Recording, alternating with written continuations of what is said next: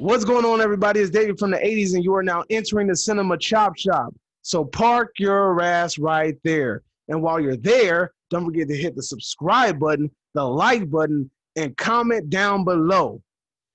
Today, you already know, it is day number 15 of my segment for October called In the Month of Madness. Yes, every single day in the month of October, I will recommend a movie for you to watch. And today, I have something special like I always do. But let me warn you. Now, I know I told you guys that I would try not to talk about something twice, as in talk about one movie or something like that. Do a movie about one movie and then turn around and talk about one of their sequels. But this movie in particular made me think and really just want to make this video today. And it's a movie that I've been wanting to watch for a while because I haven't seen it in a while. I don't remember almost anything about this movie. So, without further ado, we have the goodie bag. And what's inside the goodie bag? You shall find out. Bam! We have Friday the 13th, the final chapter, which is called Jason Goes to Hell, the final Friday. Let me move it over here. Maybe you can stop that glare. Yeah, there we go. Jason Goes to Hell, the final Friday. Anyway, so why the hell did I pick this movie? Why? I'll tell you why. Now, a lot of people give this movie crap, more particularly because the lack of Jason, which I don't have a problem with because the first Friday the 13th also lacked Jason. It was his mother that was the killer, remember? Also, a lot of people complain about this movie because they say it's kind of dumb, or more likely the acting sucks. I'm not going to lie, the acting does suck. It's really shitty, but so are a lot of the other actors in most of the other Friday the 13th movies. Let's keep it a buck. Don't lie. There's a lot of shitty actors. Anyway, with that being said, a lot of people say, oh, well, it doesn't make sense. To me, it actually does make sense. And it's one of the Fridays that actually really tries to make sense. Most of the Fridays, Friday the 13th, turn around and say, you know what? Jason's just this uncontrollable monster that arisen from the dead to get vengeance because of his dead mother. Tight. That's okay, I guess. But what this movie does is actually gives the shit a backstory. Why the hell does Jason come back? Well, in this movie, you have cool little Easter eggs. And let me talk about those first before I get into what I actually like about this movie. You have cool little Easter eggs, such as, one, the crate from Creepshow. Two, you have Kane as a freaking security guard in the movie, which is also very dope. And then another thing in the movie is you have like this cool little reference to like Michael Myers. They're like, up down the road by the Myers house. And I'm like, did she just really just say the Myers house? Now, look, like I said, the only thing I remember about this movie is the beginning and the end. I don't remember much in the middle, let alone anything really important from this movie, except from the middle and the end. Upon rewatching this movie after years upon years, I noticed something, and I noticed that it's one of those things that gets brought up, but me personally, I never watched the movie, so I didn't know about it. There is the Book of Dead in this movie. The book from the Evil Dead shows up in this movie, right? Old boy with the little dorky dude with the glasses is looking in Voorhees' home, and he runs across the book. Now, what does this hint at? This hints at Jason being a Deadite, or whatever possessed by the Book of the Evil Dead, whatever. So you have that, and it makes sense. Pamela Voorhees is upset. Son dies. She ends up cutting a deal with whatever demonic spirit or devil that possesses this book and uses it to bring her son back to life. It makes sense. It makes more sense than this fool just rising from the dead just because.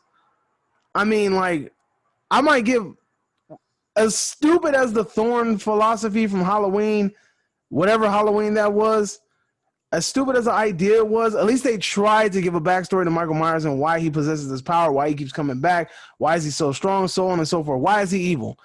I appreciate them trying. Was it a good try? Hell no. Nah. But at least the cool thing about this movie is that the tie-ins in the sense that they tried to make is connected to another great film franchise. All right.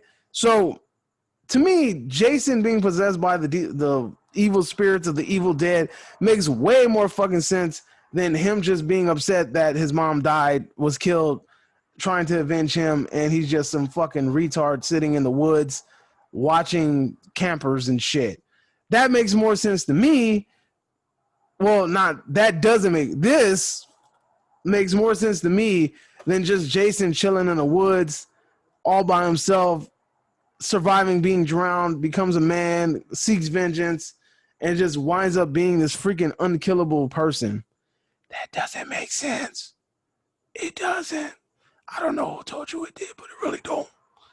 Now, like I said, what do I like about this movie? I know I went into some whole little rant, but what I like about this movie is that, one, they try to make some tie-ins.